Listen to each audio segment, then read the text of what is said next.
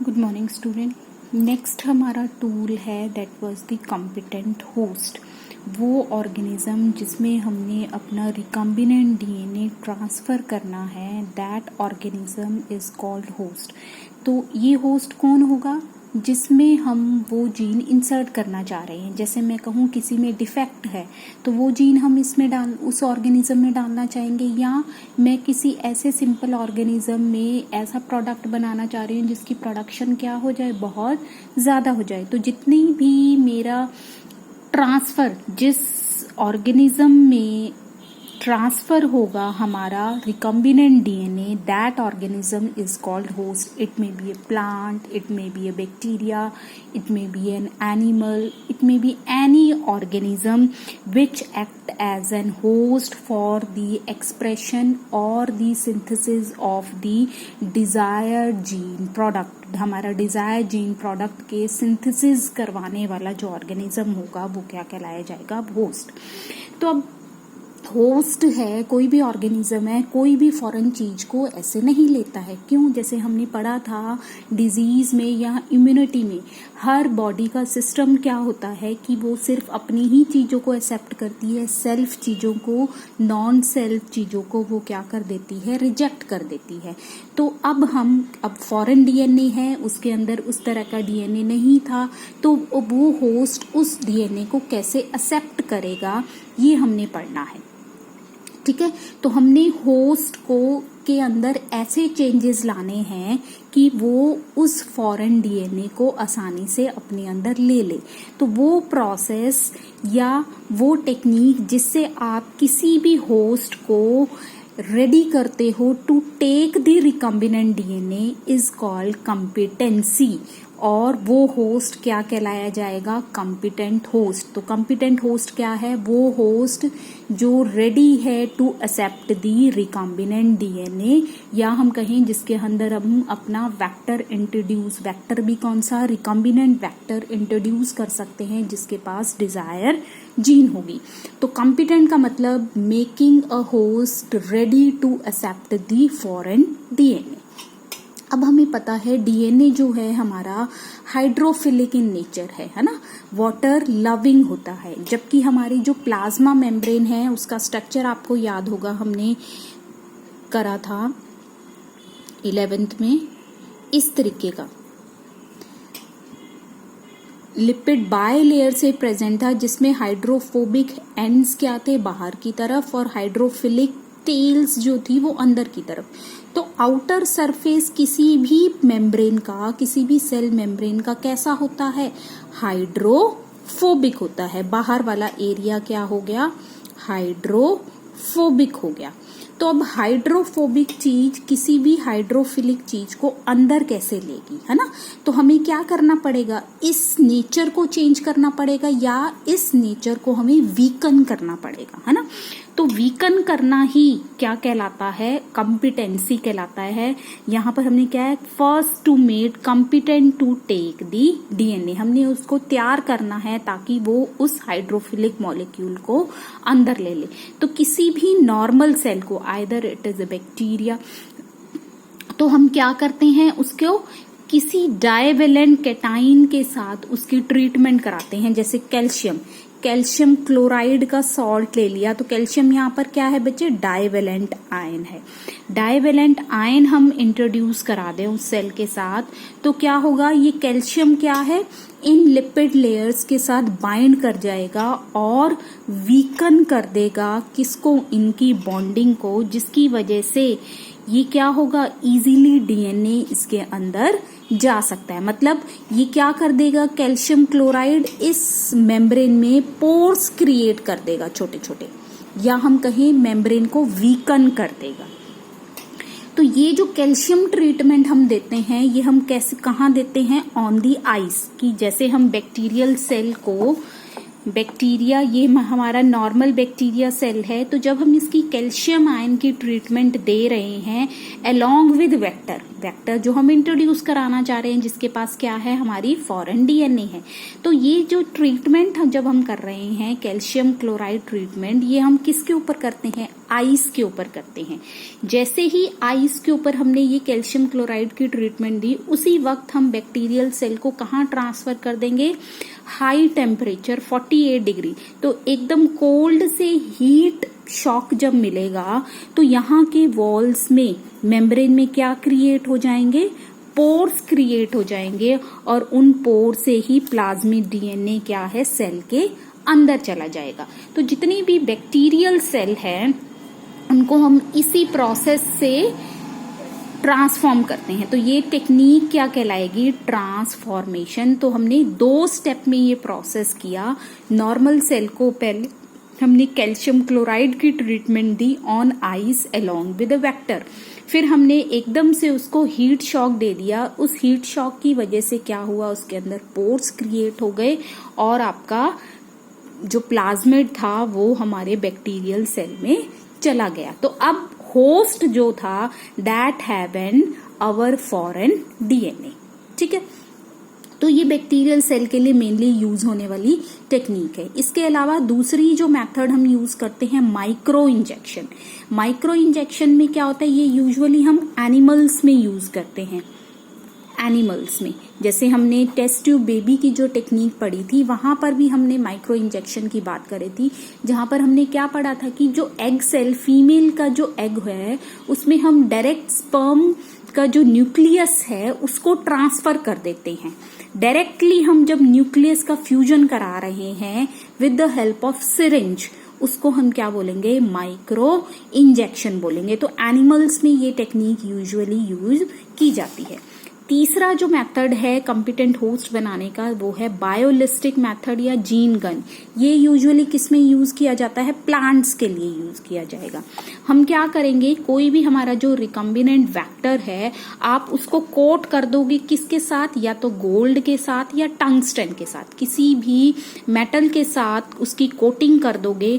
तो ये जो हैवी पार्टिकल क्रिएट हो गया है, आप उसको बहुत हाई वेलोसिटी से सेल के ऊपर बम्बार्ड करोगे, मतलब सेल के ऊपर फेंकोगे, तो एकदम से सेल के अंदर इतनी तेजी से कोई चीज आएगी तो वहां पर पोर क्रिएट हो जाएगा और वो हैवी मेटल वाला जो वेक्टर है या डीएनए है वो हमारे सेल में एंटर कर जाएगा। तो यूजुअली प्लांट में जो हम ट्रांसफॉर्मेशन के लिए मेथड यूज करते हैं वो कौन सा है, बायोलिस्टिक, जिसमें हमने अपने डिजायर डीएनए वेक्टर को हमने किसके साथ कोट कर दिया, गोल्ड और टंगस्टन से। तो उससे वो हैवी हो जाएगा।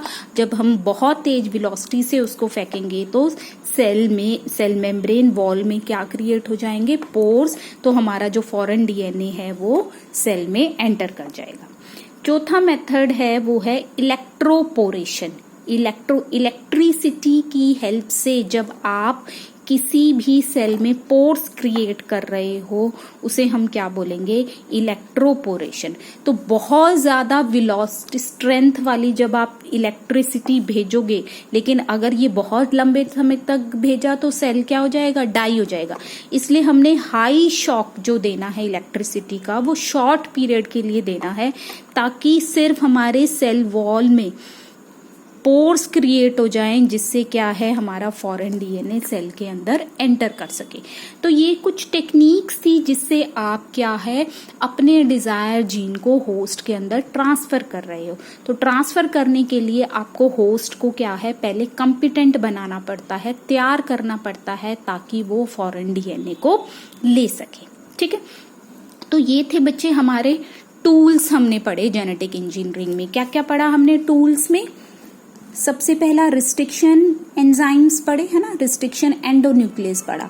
दूसरा हमने लाइगेज, डीएनए लाइगेज एंजाइम, जो हमारे दो सेगमेंट ऑफ डीएनए को जोड़ता है। जैसे मैंने फॉरेन डीएनए को अपने वेक्टर के साथ जोड़ा तो वहां पर भी क्या हुआ जाए, तो लाइगेज कौन से बॉन्ड बनाएगा बच्चे, फॉस्फोडाइस्टर बॉन्ड बनाएगा। कैसे बॉन्ड बनाएगा, फॉस्फोडाइस्टर बॉन्ड बनाएगा। क्योंकि जैसे ये बात है, ये है मेरा और ये है, तो ये एक न्यूक्लियोटाइड है, ये एक न्यूक्लियोटाइड, इन दोनों के बीच में बॉन्डिंग बनेगी। तो ये कौन सा बॉन्ड होता है दो न्यूक्लियोटाइड के बीच में, फॉस्फोडाइस्टर बॉन्ड। तीसरा चीज हमने जो पढ़ी थी वो vector, vehicle. vehicle that was used for the transfer of foreign DNA into the host। और चौथी, जहां पर आपने अपने फॉरेन डीएनए को एक्सप्रेस कराना है, दिखाना है, उसके इफेक्ट को देखना है, वो ऑर्गेनिज्म क्या कहलाता है? होस्ट कहलाता है। ठीक है, तो ये सारे हमने टूल्स पढ़े। तो हमने स्टार्टिंग में जो रिस्ट्रिक्शन एंडोन्यूक्लियस की बात करी थी बच्चे, हमने क्या करा था कि जब हम डिजायर जीन को आइडेंटिफाई कर लेते हैं तो हम क्या है उसको रिस्ट्रिक्शन एंडोन्यूक्लियस से काटते हैं, है ना। तो मान लो मेरे पास एक सेगमेंट है डीएनए का, ये इतना बड़ा सेगमेंट है और मेरे डिजायर जीन यहां पर है। ठीक है, तो मैंने जब रिस्ट्रिक्शन एंडोन्यूक्लियस से काटा तो क्या हुआ, यहां पे भी है रिस्ट्रिक्शन एंडोन्यूक्लियस, यहां पर भी है, तो कितनी सेगमेंट्स क्रिएट होगी बच्चे? 1 2 3, मेरे पास 3 सेगमेंट्स बन जाएंगी, है ना। 3 सेगमेंट मिलेगी। अब मेरा सिर्फ ये पार्ट इंपॉर्टेंट है, ये पार्ट तो मुझे चाहिए ही नहीं, है ना। अब लेकिन मेरे पास 3 सेगमेंट्स अवेलेबल हैं। अब मैं इन तीनों सेगमेंट में से अपनी डिजायर जीन कैसे देखूंगी? बात समझे आप कि रिस्ट्रिक्शन एंडोन्यूक्लियस से जो हम कह रहे थे कि हम अपने डिजायर जीन को सिलेक्ट कर लेते हैं बाय कटिंग। जब हम काट रहे हैं तो सिर्फ डिजायर जीन ही थोड़ा कटेगी, सारा पार्ट कटेगा वहां से। वो 2 सेगमेंट भी बना सकता है, 3 भी बना सकता है, depending on the recognition site, है ना। अगर सिर्फ एक रिकॉग्निशन साइट है तो 2 सेगमेंट बनेगी, अगर 2 रिकॉग्निशन साइट है तो 3 सेगमेंट बनेगी, 3 रिकॉग्निशन साइट है तो 4 सेगमेंट बनेगी, नंबर ऐड होता चला जाएगा। तो अब मेरा सिर्फ पार्ट इंपॉर्टेंट ये है, लेकिन साथ में ये सेगमेंट्स भी आ रही हैं। तो मैं अब ये सारी चीज हम कहाँ कर रहे हैं? टेस्ट ट्यूब के अंदर कर रहे हैं। तो अब मैं उस टेस्ट ट्यूब में कैसे पहचानूंगी कि मेरा डिजायर हिस्सा कौन सा है ना। तो उसके लिए हमें एक प्रोसेस या हम कहें एक टेक्निक यूज करनी पड़ती है, जिसे हम क्या बोलते हैं? Gel electrophoresis. क्या बोलेंगे? Gel electrophoresis. जेल का means jelly like substance, electro means electricity, phoresis means movement. Electricity की हेल्प से मूवमेंट होना on the gel is called gel electrophoresis.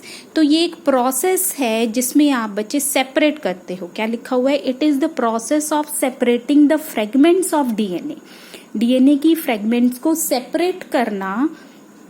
Obtained, कौन सी फ्रेगमेंट को? जो आपने ऑब्टेन्ड की थी by cutting the DNA with the restriction endonuclease. कि आप, ये वो प्रोसेस है जिससे आप डीएनए की फ्रेगमेंट्स को सेपरेट कर देते हो जो आपने रिस्ट्रिक्शन एंडोन्यूक्लियस से अलग की थी। किसके इन्फ्लुएंस में? Under the influence of electric field. Electric field के इन्फ्लुएंस में आप उनको अलग कर रहे हो, और वो अलग किस बेसिस पे होंगे? On the basis of size. ठीक है, ऑन द बेस। तो ये जो टेक्निक है उसे हम क्या बोलते हैं? Gel electrophoresis. इसमें क्या होता है बच्चे? एक एग्रोज मीडियम होता है जो मैट्रिक्स, या हम कहें जैसे हम जेली बना लेते हैं, वो बिल्कुल सॉफ्ट टाइप, जैसे आपकी जैम होती है उस तरह का सेमी सॉलिड सब्सटेंस बन जाता है। ये सेमी सॉलिड होता है ये। तो ये एग्रोज जेल, एग्रोज एक केमिकल कंपाउंड है, आपका कार्बोहाइड्रेट है, जो यूजुअली हम इलेक्ट्रोफोरेसिस का मैट्रिक्स के रूप में या बेस के रूप में यूज करते हैं। तो ये एक सेमी सॉलिड सब्सटेंस, और उसमें हम छोटे छोटे छेद बना लेते हैं, वेल्स बोलते हैं इनको। वेल्स बना लिए, और इसके इधर भी मैंने इलेक्ट्रिसिटी का एक मोड, मतलब जो हमारी बैटरी होती है, इसका नेगेटिव टर्मिनल यहाँ है और पॉजिटिव टर्मिनल यहाँ है। तो नेगेटिव टर्मिनल को बच्चे हम क्या बोलते हैं? कैथोड, और पॉजिटिव टर्मिनल को हम क्या बोलते हैं? एनोड बोलते हैं। ठीक है, तो ये मैंने एक जेल तैयार कर ली सेमी सॉलिड, जो किससे बनी हुई है? एग्रोज से। उसके बीच में मैंने छेद कर लिए, और इसके 2 एंड्स मैंने बैटरी के साथ कनेक्ट कर दिए। नेगेटिव टर्मिनल कहाँ होगा? जहां पर आपने वेल्स बनाए हैं, और उसका अपोजिट एंड कहाँ पर होगा? जहां पर आप पॉजिटिव होगा, वो क्या होगा? एनोड। अब जो भी आपने टेस्ट ट्यूब में डाइजेशन कराई है एंडोन्यूक्लियस के, अब ये जो सारा लिक्विड टेस्ट ट्यूब में प्रेजेंट था वो मैंने इस वेल में डाल दिया, ठीक है, मैंने इस वेल में डाल दिया। साथ में मैं एक और वेल में डालूंगी जिसका नाम, जिसकी सीक्वेंसेस मेरे को पहले से पता है। मेरे को पता है यहां पर जो नंबर आएगा वो 100 न्यूक्लियोटाइड्स का आएगा, नाइट्रोजनस बेसिस, ठीक है। आगे जो जाएगा उसमें 80 का आएगा। जैसे जैसे आगे चला जाता है, आप देखो इनके साइज मैंने छोटे बना रखे हैं। ये क्या दिखा रहा है कि आगे आगे फ्रेगमेंट का साइज क्या होता चला जा रहा है, छोटा होता चला जा रहा है। तभी हमने लिखा था on the basis of size, कि बड़े साइज ऊपर की तरफ रहेंगे और छोटी जो फ्रेगमेंट्स हैं, मान लो सिर्फ 2 न्यूक्लियोटाइड बेस या हम कहें 10 नाइट्रोजनस बेसिस वाला जो डीएनए है वो किसकी तरफ होगा, एनोड की तरफ होगा, ठीक है। तो हमारा जो ये इलेक्ट्रोफोरेसिस है ये कैसे काम करेगा, ऑन किस प्रिंसिपल पर काम करता है बच्चे, ये साइज रेशो पर, साइज रेशो पर काम करता है। क्या करेगा कि हमें पता है डीएनए जो होता है हमारा, डीएनए जो है हमारा नेगेटिवली चार्ज मॉलिक्यूल है ना। नेगेटिवली चार्ज मॉलिक्यूल को जब हम इलेक्ट्रिसिटी से कनेक्ट करेंगे तो वो किसकी तरफ जाना चाहेगा, पॉजिटिव चार्ज की तरफ।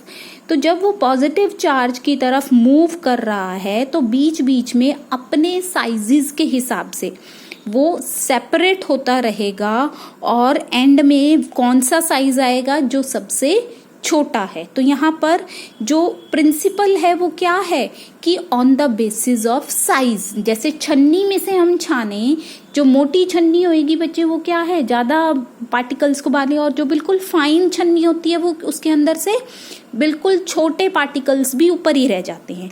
तो यहाँ पर हमने जो डिस्ट्रीब्यूशन या सेपरेशन किया है किस बेसिस पर किया है, on the basis of size. बड़े साइज वेल्स की तरफ रहेंगे और छोटे साइज क्या रहेंगे, एनोड की तरफ जाएंगे, पॉजिटिव टर्मिनल की तरफ जाएंगे। तो इसको इलेक्ट्रोपोरेशन, इलेक्ट्रिसिटी की हेल्प से जो मूवमेंट हो रही है, सेपरेशन हो रही है थ्रू पोर्स, पोर्स में से जा रहा है। जैसे ज्यादा बड़ा साइज इधर की तरफ है, समझो ये छन्नी इस तरीके से बनी हुई है, ये बड़ा साइज, फिर साइज आगे क्या होता चला जा रहा है छन्नी का, छोटा छोटा छोटा। तो इसमें से तो बड़ा छोटा सारे पार्टिकल्स निकल सकते हैं, इसमें से सिर्फ कौन सा पार्टिकल निकलेगा, जो बहुत छोटा होगा। तो नीचे की तरफ जब हम जा रहे हैं तो कौन से साइजेस मिल रहे हैं आपको, स्मॉल साइजेस मिल रहे हैं। तो हमने जितना भी रिस्ट्रिक्शन एंडोन्यूक्लियस से डाइजेशन करी थी वो हमने एक एग्रोस जेल पर ऐसे सेपरेट कर ली, ठीक है। लेकिन अब हमें डीएनए तो हमारा कोई कलर नहीं होता है ना, तो अब ये एग्रोस पर हम सेपरेशन कैसे देखेंगे, ये भी तो इम्पॉर्टेंट है ना, कि जब अगर डीएनए मूव भी हो गया वो हमें दिखना भी तो चाहिए। तो हमें क्या करना पड़ता है कि जब हम टेस्ट ट्यूब का ये जो मटेरियल है इन वेल्स में ट्रांसफर कर रहे हैं, उससे पहले हम उसको स्टेन कर देते हैं इथिडियम ब्रोमाइड के साथ, इथिडियम ब्रोमाइड के साथ। तो जब हम इसको स्टेन कर देंगे और इसको अल्ट्रावायलेट रेडिएशंस में देखेंगे तो ये जो कलर्स आपको दिखाई देंगे वो क्या होंगे, वॉयलेट कलर के दिखाई देंगे, ब्लू कलर के दिखाई देंगे। तो ब्लू कलर के बैंड्स आपको दिखाई देने शुरू हो जाएंगे। तो आपको क्या है, डीएनए को पोर करने से पहले आपको क्या करना पड़ेगा, स्टेन करना पड़ेगा। अब मेरा on the basis of size हमारे फ्रेगमेंट सेपरेट हो गए। नेक्स्ट हमने क्या करना है, अब मैंने वेक्टर में ट्रांसफर करना है, तो मेरे पास वो डिजायर डीएनए मुझे मिल जाना चाहिए। तो नेक्स्ट स्टेप क्या होगा, इल्यूशन निकालना। It is the process of separation of desired DNA from the agarose gel which is used for constructing the recombinant DNA। मैं यहाँ से ये पार्ट, मान लो मेरा ये desired DNA है तो मैं यहाँ से इसको कट कर लूंगी और that was used to combine with the vector। Vector को रिकम्बिनेंट बनाने के लिए उसको यूज किया जाएगा। तो जेल इलेक्ट्रोफोरेसिस वो टेक्निक है जिससे आप जो डिफरेंट फ्रैगमेंट्स डीएनए की ऑब्टेन्ड होती हैं उनको अलग कर सकते हो on the basis of size के बेसिस पर आप डीएनए की फ्रैगमेंट्स को अलग कर सकते हो और फिर अपनी डिजायर डीएनए फ्रैगमेंट को यूज कर सकते हो to form a recombinant vector. तो जेल इलेक्ट्रोफोरेसिस ये सेपरेशन करने के लिए टेक्निक यूज की जाती है। किसकी सेपरेशन?